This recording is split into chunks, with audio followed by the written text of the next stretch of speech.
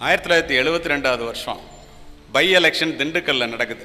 நத்தம்ங்கிற கிராமத்தில், நான் சொல்கிறது அத்துணையும் உண்மை சம்பவம். பாலமேடுங்கிற ஒரு இடத்துல, மாணிக்கம்பட்டிங்கிற இடத்துல 10ஆம் வகுப்பு படிக்கின்ற ஒரு பையன், 16 வயதே நிரம்பிய ஒரு பையன், காமராஜருடைய புகழை அடுக்கடுக்காக பேசி கொண்டிருக்கிறான். கூட்டம் ஆர்ப்பரித்து கைதட்டி கொண்டிருக்கிறது.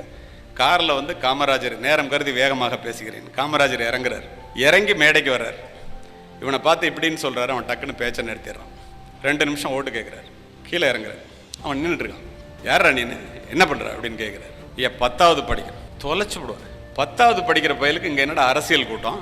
அரசியலில் எவன் தோத்தா என்ன, எவன் ஜெயிச்சா என்ன? இங்கே என்ன சுதந்திர போராட்டமாக நடக்குது? அவன் முகம் வாடி போகுது. பொது வாழ்க்கை என்ன உனக்கு பிடிக்க மாட்டான்னு கேட்குறாரு. ஆமாங்கய்யா, முட்டாப்பையில் இப்போ நான் பேசினேன்ல, நீ பேசும்போது அப்படியே அடுக்கடுக்காக சொன்னிய, காமராஜர் வந்து ஃபேக்ட்ரியை கட்டினாரு, அணையை கட்டினாரு, மலையை உடைச்சாரெல்லாம் சொன்னியடா. அதெல்லாம் 2 IAS IPS ஆஃபீஸரை பார்த்து தான்டா நான் கேட்குறேன், அவங்ககிட்ட கேட்டுக்கிட்டு தான்டா நான் செய்கிறேன். பேசாமல் படித்து கலெக்டர் ஆயிடுறா, அரசியல் வேண்டாண்டா, IAS IPS ஆயிடுறா அப்படிங்கிறது. அவன் IASங்கிற வார்த்தை, கலெக்டருங்கிற வார்த்தையை கேள்விப்பட்டதே இல்லை. நொங்கு உருளையை உருட்டிக்கிட்டு மேலே ஏரோப்ளைன் போனால், ஏரோப்ளைன் போகுது அப்படின்னு பட்டன் இல்லாத டிராயரை முடிஞ்சுக்கிட்டு ஓடினவன் நான். பாலமேடு கிராமத்தில் அவர் சொல்கிறார், 1983ஆம் ஆண்டிலே தமிழிலே படித்து, தமிழில் MA முடித்து, தமிழில் IAS எழுதி ஒரு மாணவன் முதல் முறையாக வெற்றி பெறுகிறான். ஒரிசாவில் போய் சேர்றாரு. ஒரிசாவில் சீஃப் செக்ரட்டரி வரைக்கும் போகிறாரு.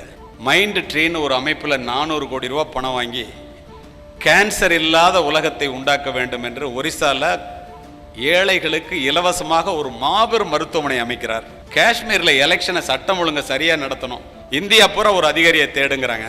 அவர் வேலை பார்க்குற இடத்துக்கு ஸ்பெஷல் ஃப்ளைட்டு போய் அவர் அழைச்சிட்டு வருது. அவர் எழுதுறாரு, அந்த ஃப்ளைட்டில் போகும்போது, என்னுடைய அருமை நண்பர், ஃப்ளைட்டில் போகும்போது நொங்கு உருண்டையை உருட்டிக்கிட்டு மேலே ஏரோப்ளைன் வருதுன்னு பார்த்துக்கிட்டு இருந்தேன். நம்மளை அழைச்சிட்டு போகிறதுக்கு தனியாக ஒரு ஃப்ளைட் வந்திருக்கு, எப்படியாவது இதை நடத்தி முடிக்கணும்னு போய் அற்புதமாக அந்த காஷ்மீர் தேர்தலை நடத்தி முடிக்கிறாரு.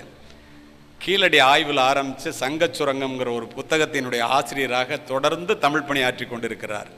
திண்டுக்கல்லிலே பாலமேடு கிராமத்திலே சாதாரண விவசாய குடும்பத்திலே பிறந்த அந்த நண்பர் சொல்லுகிறார், எப்பெல்லாம் நான் வந்து சென்னையில் வந்து பீச் ரோட்டில் நடந்து போனாலும் 2 குழந்தைங்களை பிடிச்சிக்கிட்டு காமராஜர் நிற்பார், அதை கடந்து போகும்போது என் கண்ணில் தன்னால் கண்ணீர் வடியும் என்று சொல்லுபவர் பாலகிருஷ்ணன் IAS என்ற அற்புதமான ஒரு IAS ஆஃபீஸர்.